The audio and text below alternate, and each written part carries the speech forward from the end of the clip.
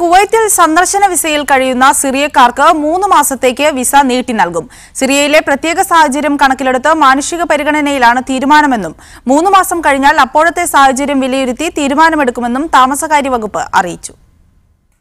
ആഭ്യന്തരമന്ത്രി ഷെയ്ഖ് ഖാലിദ് അൽ ജറാഹിന്റെ നിർദ്ദേശപ്രകാരം ബുധനാഴ്ച മുതലാണ് സിറിയൻ പൌരന്മാർക്ക് സന്ദർശന വിസ പുതുക്കിക്കൊടുക്കുന്നതിനുള്ള നടപടികൾ താമസകാര്യ വിഭാഗം ആരംഭിച്ചത്. വിസ കാലാവധി തീർന്ന സിറിയൻ വംശജർക്ക് 3 മാസത്തേക്കാണ് പുതുക്കിക്കൊടുക്കുക. എക്സ്റ്റൻഷൻ കാലാവധിക്ക് ശേഷവും നാട്ടിലേക്ക് മടങ്ങാൻ സാധിക്കാത്ത സാഹചര്യമാണെങ്കിൽ വീണ്ടും 3 മാസത്തേക്ക് കൂടി നീട്ടി നൽകും. 6 ഗവർണറേറ്റുകളിലെയും റെസിഡൻഷ്യൽ ഡിപ്പാർട്ട്മെന്റുകൾക്ക് ഇതിനുവേണ്ട നടപടികൾ പൂർത്തിയാക്കാൻ നിർദ്ദേശം നൽകിയിട്ടുണ്ട്.